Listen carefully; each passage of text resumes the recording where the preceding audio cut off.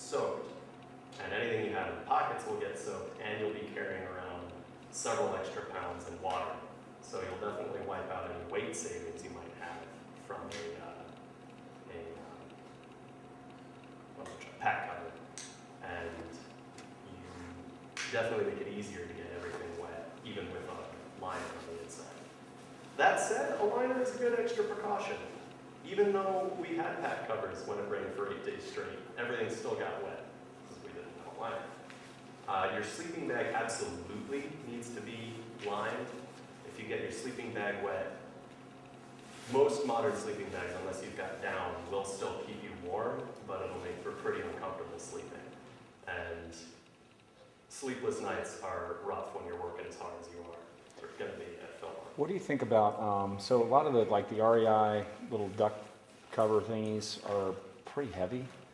They're like 10 ounces or something. I mean, it's like thick gauge stuff that it is. What about just one of those cheapo ponchos that weighs almost nothing that you could just throw on? It's got the hood and all that could go over your entire pack. I mean, I'm just wondering, I think most of the guys, you're lining your packs, is that right? But you bring up a good point. I mean, the stuff that's in, a lot of these guys have single pouch things. They don't have tons of extra pouches. They're just sort of either circuits or, what else do you guys have? You got the Jam 50s, Go Lights and things like that, but it may be good to try to keep some of that rain off of us. Yeah, it's definitely helpful. You can try the poncho route. Uh-huh. I think they generally try to discourage ponchos at Philmont just because they're a little cumbersome. Right. But I understand your concern about the fact that most pack covers are kind of heavy. One way you can limit that is by getting the right pack cover size for your pack, rather than getting some enormous one-size-fits-all thing. Okay. But, you know, everything ends up coming down to personal choice. Depending on your ranger, you might end up with somebody who demands that you go buy a pack cover at the tooth of time. It's part of the bear precautions, isn't it? Or it used to be, yeah. Did it? At night, that was what...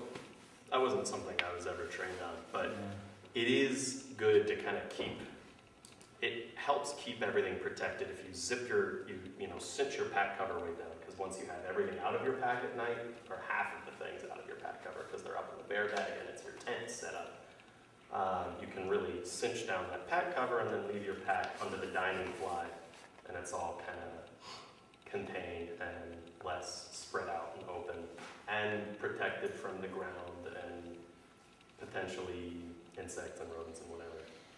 That's the other thing you're going to have to worry about. You hear a lot about bears because they're dangerous. There's a lot going on with what we like to call mini bears, which any kind of rodent, small creature, squirrel, chipmunk, they'll actually be a lot more voracious in terms of getting into your pack than big bears will, because big bears are like big dogs. They don't really like confrontation. They just kind of wander around looking for food. The little guys are sneaky, so you kind of have to consider them in everything that you do. So what's everybody's, and I'll just go one by one, what's everybody's sleeping bag rated at? 20. 25. 20. Well, that gear's going. 20. 15. 20. 40 and he's got a ladder. 40 with a liner? Yeah. That 15's perfect. 20. 20. 20. All right, cool. So you guys aren't really in any danger of getting cold. That's good. Glad to hear it. And they'll pack down well to your satisfaction and they're nice and light. It's easy to end up with a lot of excess sleeping bag. You might consider they're not too expensive. You might consider like a cinch bag for that. Don't store it in a cinch bag. This is kind of like outside of Philmont, just general. If you do have a nice cinch bag, try to store it in something bigger, or you'll significantly reduce the life of the bag.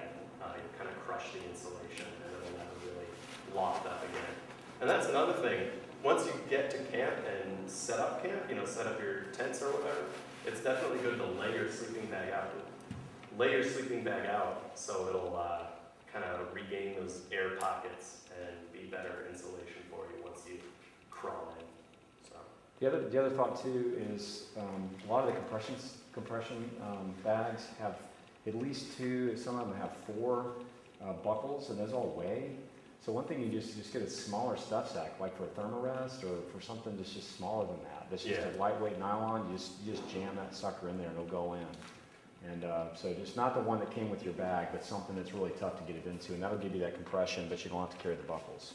Yeah. So just a thought. Yeah. They also make ultralight compression sets that have much thinner, lighter things than stuff like, if you could hold that up. They have things that are much thinner and lighter than that. Like tiny little pull strings and stuff. But they don't last as well. So if you're concerned about weight, I would definitely recommend going with, like he was saying, just a small stuff sack. All right. And you've all got something to line your sleeping bag with, right? You're all prepared for that. That can even be a trash bag. But I'll just go ahead and tell you that you want something to added protection. If you have a pack cover, pack liner, and a sleeping bag liner, well, you know, a sleeping bag, trash bag to put your sleeping bag in or whatever, you'll always sleep comfortably. Wet sleeping bags, it stinks. I've got extra trash compactor. There's the heavy mill plastic over there, so if you guys want one of those, grab it, like as an extra thing for your sleeping bag or whatever. So. Cool. Does anybody have an inflatable sleeping bag? Like one of those heavier duty ones? Does it take you forever to blow it up? Okay, cool. This was just kind of a side note. I have one of those big Agnes ones because I like comfort more than I like to go, you know, like to try and get light. But I have one of those that's, you know, blows up to about that thick. If you ever find that you like those better, they do make these big sacks with a little thing that you can cinch down around the mouthpiece and just kind of like a bellows blow it up. Super light, packs easy. Anyway, everybody has a sleeping pad though, right? Yes? Good. You lose a lot of your heat through the ground, even if you do have a nicer, like you've all got 20, 25 degree bags. You're lying on top of it, so you're crushing it, so there are no air gaps, and air gaps is where you get insulation. So you do lose a lot of heat through the ground. Keep your sleeping pad, even though it's weighty or cumbersome. It'll help you sleep comfortably. Sleep clothes. Everybody got sleep clothes? Everybody got sleep clothes definitely explicitly separate from the clothes you're going to be wearing during the day. Cool. Can I see everybody's boots real quick? Everybody brought their boots? Maybe? Yes, no? Alright. I hope not. Is that what you're planning on hiking? Well, He's just making it up. He's Okay. just going with you. he's going barefoot. It's going barefoot. Everybody worn their boots at least a few times. Anybody gotten blisters in the boots already? Yes, no? No blisters? Guys, if you're not wearing your boots, if you're not out putting miles on these boots on the weekends, you're making a huge mistake. I'm telling you right now. Even if you think they fit you right, and the last time you wore them was February, hiking up and got them nice and wet, they probably shrank a little bit, they probably got a little stiff, and they're going to bust you up if the first time you put those on is Philmont. So get them on and get them loosened up again. I can tell you, these got stiff. They were up in the snow, up in Mount Rogers, and they stiffened up. And it's taken a while to get them loosened up again. So. Yeah, the easiest thing you can do to make sure your boots treat you right is to just wear them around like every day as you're going about your business. You take an astounding number of steps in a regular day, and that'll help keep your boots loosened up and make sure that they don't find all these raw spots on your feet. Does anybody have boots with relatively high tops? Does anybody have low tops? You've got low tops? And does that work for you, think, all the time?